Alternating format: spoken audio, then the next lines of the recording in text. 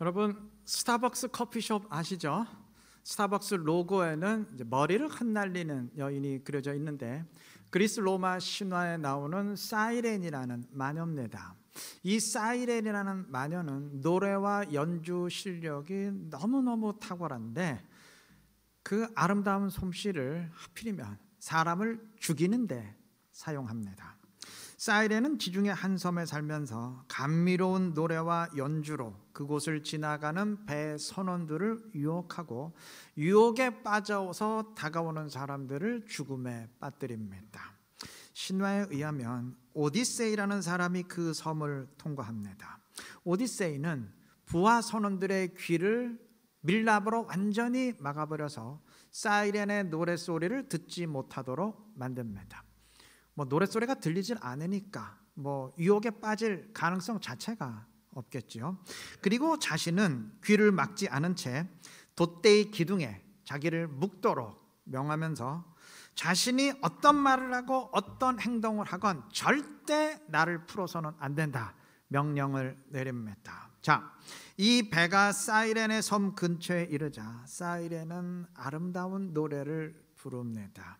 그 노래에 흠뻑 빠진 오디세이는 사이렌에게 가겠다고 당장 자신의 결박을 풀라고 소리 지르지만, 이미 지시를 받았기에 부하들은 그러면 그럴수록 더 오디세이를 꽁꽁 묶어서 그 섬을 통과합니다.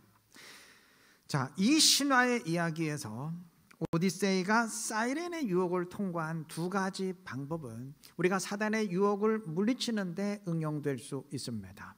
오디세이가 선원들의 귀를 완전히 밀랍으로 막아버리듯, 우리도 우리 자신의 귀와 눈을 완전히 막아버릴 수만 있다면 사단의 유혹 자체를 무력화시킬 수 있을 겁니다. 그런데 그거는 말이 그렇다는 얘기고 현실적으로는 거의 불가능합니다. 아예 우리가 사회생활 포기하고 기도원이나 수도원에만 들어가 있다면 모를까 사회생활을 하는 한 유혹과 공격에 노출될 수밖에 없어요. 그래서 필요한 것이 오디세이처럼 나를 완전히 묶어버리는 겁니다. 이거 나름대로 효과가 있어요. 제가 목사인데요, 제 경우 내가 목사가 된 게 잘한 일일까? 스스로 묻는다면 여하튼 한 가지는 분명해요. 목사는 교회와 묶이게 됩니다. 교인은 혹 예배에 빠질 수 있어도 담임 목사는 빠질 수가 없어요. 목사 빠지면 누가 설교할까요? 여러분이 하실 거예요? 또 교인은 혹 교회에 무관심할 수 있어도 목사는 그럴 수가 없어요.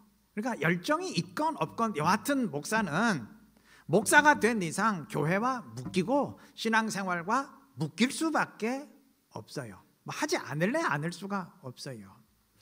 지금은 정치하면서 빚이 많이 발했지만 한때는 우리 사회에서 그래도 가장 존경받는 분 가운데 하나로 꼽혔던 어떤 분의 일화입니다. 이분이 서울대학교 교수로 재직하던 시절 가장 안타깝고 고민되는 일이 자기 관심 분야의 첨단 기술을 연구할 시간이 없다는 것이었어요. 이분이 택한 방법은 스스로를 묶어버리는 것이었습니다. 이분은 신문사에 전화를 걸어서 그 분야 최신 기술에 대한 연재를 시작하겠다고 약속을 했어요. 자, 약속을 했고 연재가 시작됐으니 이제 싫든 좋든 원고 마감 날짜까지는 기사 보내야 될 것 아닙니까? 그래서 아무리 바빠도 자료를 뒤적이면서 공부할 수밖에 없었고 덕분에 많이 성장할 수 있었다고 합니다. 신앙적인 약속도 이와 같은 경우죠. 어떤 사람은 남을 돕는 일이나 또는 어떤 헌신의 일을 그거 내가 하겠습니다 하고 공언을 합니다. 주변 사람들은 이를 칭찬하지만 당사자의 고백은 상당히 다를 수 있어요. 사실 제가 믿음이 좋아서 그거 하겠다고 한 거 아닙니다. 솔직히 말하면 그 반대입니다.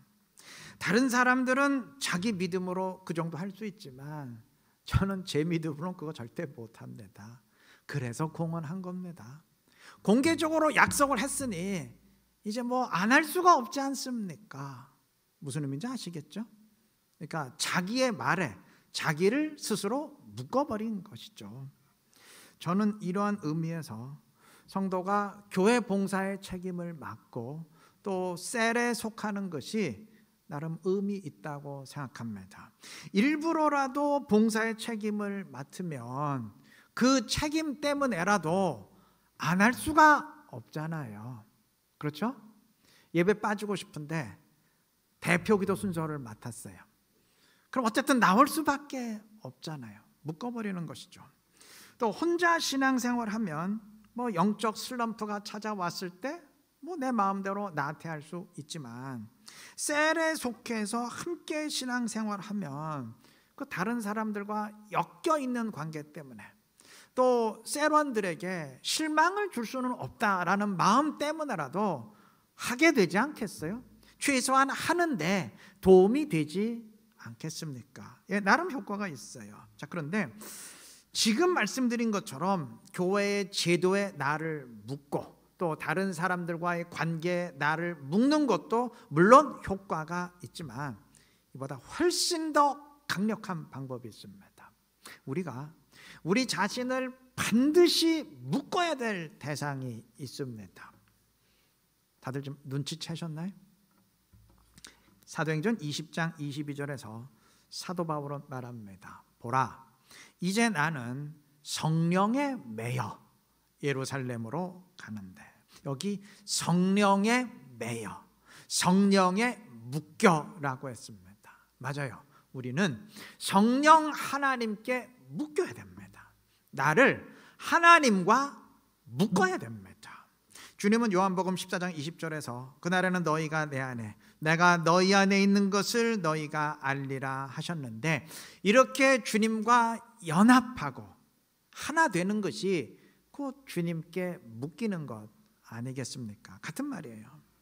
아까 사이렌 얘기를 했었는데 그리스 신화에서 사이렌의 유혹을 통과하는 또 다른 사람이 있습니다. 오르페우스라는 사람인데 이 사람은 뭐 오디세이처럼 자신과 선원들을 결박하지도 않고 또 뭐 귀를 막지도 않아요.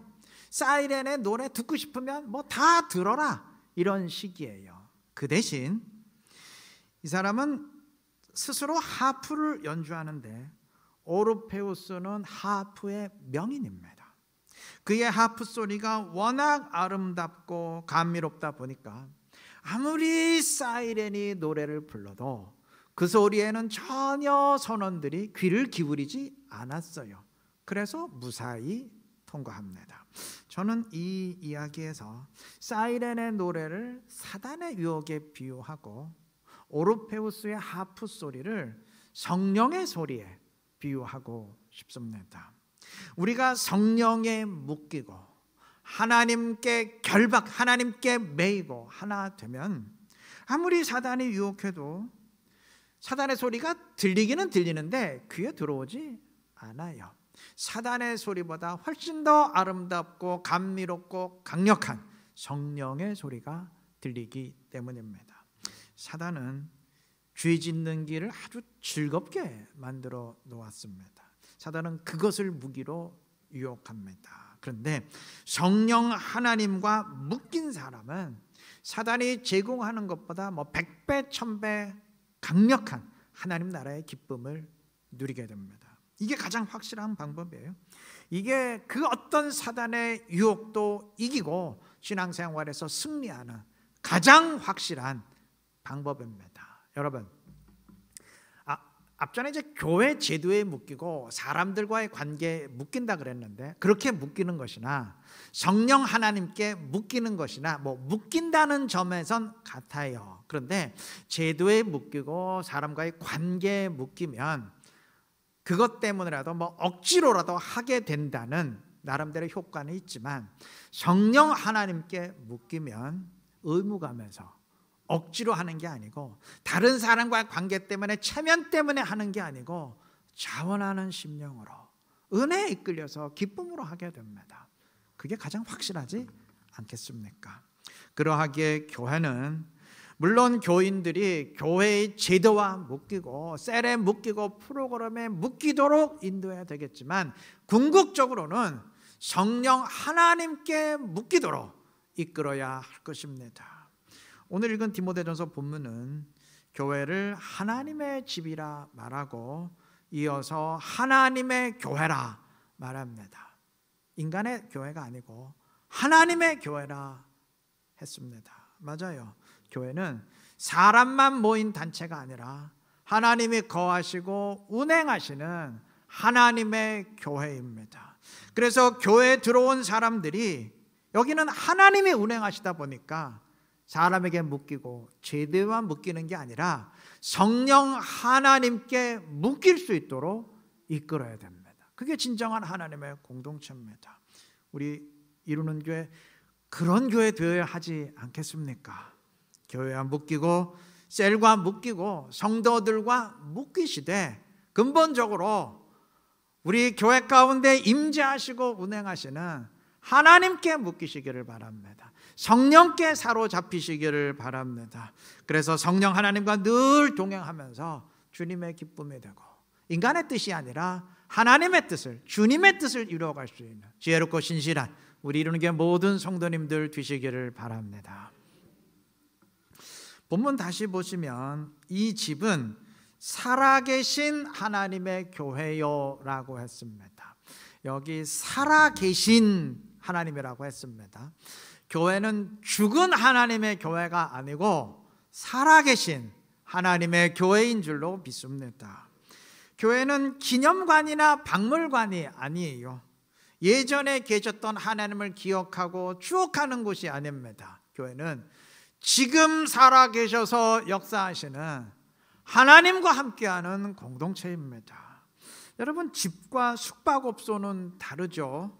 숙박업소는 이따금 그 지역 방문할 때 들르는 곳이지 뭐 항상 사는 곳은 아니죠. 교회는 하나님이 이따금 들르시는 숙박업소가 아니고 그가 항상 거하시는 그의 집이어야 됩니다. 그래서 오늘 본문이 교회를 하나님의 집이라 명한 것입니다. 그러면 우리 한번 생각해 보십시다.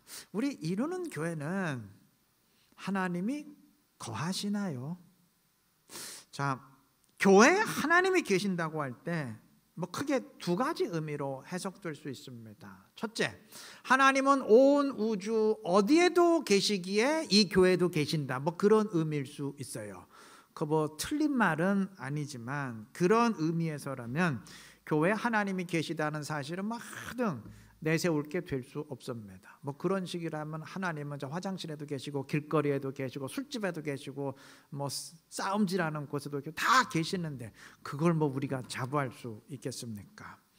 주님이 계신다고 할 때 의미는 두 번째, 주님의 임재가 되어야 됩니다. 주님이 성령으로 찾아오시고 우리와 함께 하신다는 의미입니다. 교회에 하나님이 계신다고 할 때 바로 이러한 주님의 임재를 의미합니다. 우리 이루는 교회가 주님이 임재하시는 살아계신 하나님의 교회가 되어야 하지 않겠습니까? 그런 의미에서 오늘 처음 찬양으로 임재를 따로 떼어서 불렀던 겁니다.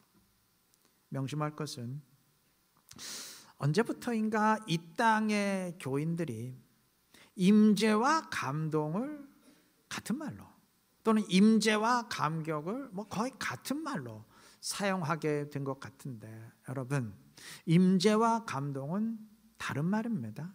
임재와 감격 그 비슷한 말도 아니에요. 전혀 상관이 없는 말입니다. 그거는 죽은 하나님과 살아계신 하나님의 차이입니다. 하나 예를 들죠. 사람은 소설을 읽으면서도 또는 영화를 보면서 TV 드라마 보면서도 얼마든지 감동할 수 있어요.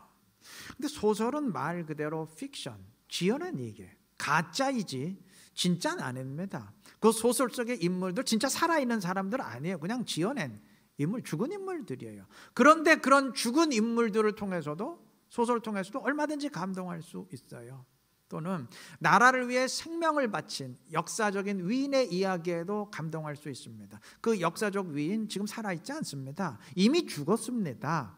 그리고 우리는 그 역사적 위인 한 번도 본 적도 없고 만난 적도 없어요. 여러분 이순신 장군 본 적 있어요? 세종대왕 만난 적 있어요? 없어요. 그런데도 그 죽은 역사적 위인의 얘기를 통해서도 얼마든지 감격할 수 있습니다.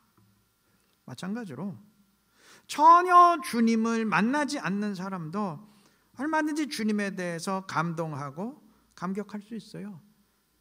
과거의 주님, 이미 죽은 주님만 추억하는 사람도 얼마든지 주님으로 인해 감동할 수 있어요. 예수 안 믿는 사람도 원수를 사랑하신 주님의 이야기에 얼마든지 감격할 수 있습니다. 임재는 달라요. 임재는 주님을 직접 만날 때만 가능합니다. 주님을 나는 본 적도 없고 만난 적도 없다. 그런데 임재가 가능하다? 불가능합니다. 죽은 하나님을 통한 임재는 절대 있을 수 없습니다. 하나님의 임재는 오직 지금도 살아계셔서 역사하시는 하나님을 내가 직접 만날 때만 가능합니다. 교회가 죽은 하나님의 교회가 아니고 살아계신 하나님의 교회라는 말은 하나님이 이처럼 임재하신다는 의미입니다. 예배 감격이 있고 그 목사 설교에 감동이 있어. 그 교회에서 예배드리면 감격이 있어. 그 얘기가 아니고 하나님이 직접 우리에게 찾아오신다는 의미입니다. 그런 교회 만들어야 되지 않겠습니까? 여러분 감격과 감동 물론 좋은 것입니다. 우리에게 있어야 돼요. 그런데 냉정히 말하면 그것으로는 사람 못 바꿉니다. 영적으로는 사람 못 바꿉니다. 그래서 일시적으로 바뀐 것 같은 느낌만 들 뿐입니다. 하나 예를 들죠. 출애굽하면서 온 이스라엘 백성들은 분명 감격했습니다. 홍해가 갈라지고 맨 땅을 건너면서 그 누구도 감격하지 않은 사람은 없었어요. 그 사람들 하나도 안 변했습니다. 그 뒤에 그들이 어떻게 했는지 우리 다 알지 않습니까? 전혀 안 변했어요. 눈물 흘리고 감격했지만 전혀 안 변했어요. 사람을 변화시키는 것은, 영적으로 변화시키는 것은 하나님과의 만남, 즉 주님의 임재입니다. 삭개오가 주님을 만났을 때 돈 때문에 세상을 살던 사람이 돈을 초월한 사람으로 변화됐습니다. 바울이 주님을 만났을 때, 주님의 임재를 체험했을 때 예수 믿는 사람 잡아 죽이던 사람이 반대로 이제는 예수를 위해 생명을 바치는 사람으로 변화됐습니다. 야곱이 주님을 만났을 때 속이는 자 야곱이 이스라엘로 변화됐습니다. 오순절날 성령 하나님이 예루살렘에 몰려든 각 나라의 유대교 신자들에게 임하셨을 때 그 유대교 신자들이, 예수님을 죽였던 유대교 신자들이 그리스도인으로 변화됐습니다. 임재가 사람을 변화시킵니다. 우리가 변화되려면, 우리 이루는 교회가 변화와 성장을 체험하려면 우리 예배 가운데 성령 하나님의 임재가 있어야 될 줄로 믿습니다. 우리가 온전한 그리스도인으로 변화되려면 성령 하나님이 나를 찾아오시고 나와 함께 하시는 주님의 임재가 있어야 되는 줄로 믿습니다.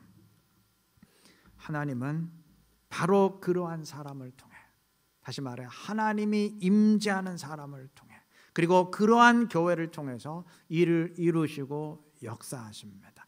오직 그러한 사람, 오직 그러한 교회를 통해서만 하나님은 역사하시고 일을 이루십니다. 바꿔 말하면 하나님이 임재하지 않는 교회,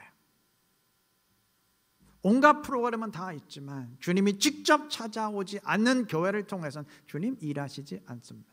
그런 교인을 통해서는 역사하지 않습니다. 오직 주님의 임재를 체험하는 교회와 성도를 통해서만 역사하십니다. 사도행전이 그것을 분명히 증언합니다. 사도행전의 교회와 성도들, 주님의 성령으로 충만한 하나님이 임재하시는 교회 성도들 아니었습니까? 사도행전은 말 그대로 사도들의 행적을 기록한 그림에도 예수님이 하신 일을 요약하는 것으로 시작합니다. 왜 그랬을까요? 사도들의 행정과 예수님의 행전은 서로 다른 별개가 아니기 때문입니다. 더 정확히 말하면 사도들의 행전 역시 마태, 마가, 복음서 등과 같은 예수님의 행전입니다. 차이가 있다면 복음서가 예수님이 직접 하신 일을 기록한 성경이라면 사도행전은 예수님이 사도들을 통해서 하신 일을 기록한 성경입니다. 사도행전을 더 정확히 이름 짓는다면 사도들을 통한 예수님의 행전입니다. 이것은 모든 그리스도인들과 교회에 동일하게 적용되어야 할 원리입니다. 우리 교회가 설립된 지 52년 되었는데 설립된 첫날부터 오늘까지 우리 교회의 역사는 성도들에 의해 진행되었고 앞으로 계속 이어질 것입니다. 이 교회의 역사는 우리가 만들어가는 역사입니다. 그런데 그러면서도 또한 이루는 교회의 역사는 주님의 역사, 성령의 역사가 되어야 합니다. 우리의 행전이면서 우리의 역사이면서 우리가 만들어간 역사이면서 동시에 주님이 우리를 통해 만들어 가신 주님의 역사, 주님의 행전이 되어야 할 것입니다. 우리 각자의 인생도 마찬가지입니다. 진정한 그리스도인이라면 신앙생활이 나의 행전이면서 동시에 주님의 행전이어야 됩니다. 그런저 이제는 내가 사는 것이 아니요 오직 내 안에 그리스도가 사시는 것이라 라는 말씀처럼 내가 살아가는 삶이지만 실제로는 주님이 내 안에 살아가시는 삶이 되어야 할 것입니다. 그것이 진정한 신앙생활이고 그렇게 하는 사람이 진정한 그리스도인입니다. 주님은 세상에 계실 때나 승천하신 다음이나 동일하게 일하십니다. 단 세상에 계실 때는 주님이 직접 일하셨고 지금은 우리를 통해서 그리고 교회를 통해서 일하십니다. 그러하기에 교회는 하나님이 임재하시고 일하시는 하나님의 교회이고 그리스도인은 하나님이 임재하시고 이끄시는 하나님의 사람입니다. 이 사실 꼭 인식하시고 언제나 오늘도 살아계신 하나님과 동행하시기를 바랍니다. 그래서 항상 살아계신 하나님의 교회를 이루고 주님의 영광을 드러낼 수 있는 지혜롭고 신실한 우리 모두가 되시기를 바랍니다. 말씀을 맺겠습니다. 본문 다시 보시면 이 집은 살아계신 하나님의 교회요 진리의 기둥과 터니라 했습니다. 살아계신 하나님의 교회는 반드시 진리의 기둥과 터입니다. 같은 말이 될 수밖에 없어요. 여기서 말하는 진리는 당연히 하나님의 말씀인데 왜 살아계신 하나님의 교회는 말씀의 기둥과 터가 될까요? 이유는 분명하고 간단합니다. 여러분, 하나님은 역사하실 때, 하나님은 일을 이루실 때 반드시 그가 주신 말씀대로 역사하십니다. 말씀은 A라고 주셨는데 역사하시기는 B로 역사하시고 이런 일은 있을 수 없어요. 하나님의 역사하심과 그가 주신 말씀은 항상 일치합니다. 때문에 하나님의 역사를 이루어가는 살아계신 하나님의 교회는 동시에 말씀을 이루어가는 말씀의 기둥이 되고 터가 될 수밖에 없는 겁니다. 하나님의 역사와 말씀은 결국 일치하게 같은 말이기에 이제 우리 스스로 한번 점검해 보시기를 바랍니다. 나는 하나님이 역사하시는 사람으로 지금 말씀을 이루어 가고 있습니까? 나는 하나님께 묶인 사람으로서 주님이 임재하시는 성령 충만한 사람입니까? 아울러 우리 이루는 교회는 진정 하나님이 우리를 통해 역사하시는 하나님의 교회입니까?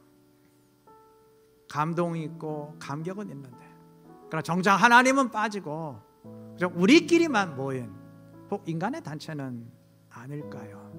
한번 냉정히 점검해 보십시다. 우리 모두 하나님이 역사하시며 하나님의 말씀을 이루는 살아계신 하나님의 교회를 이룰 수 있기를 바랍니다.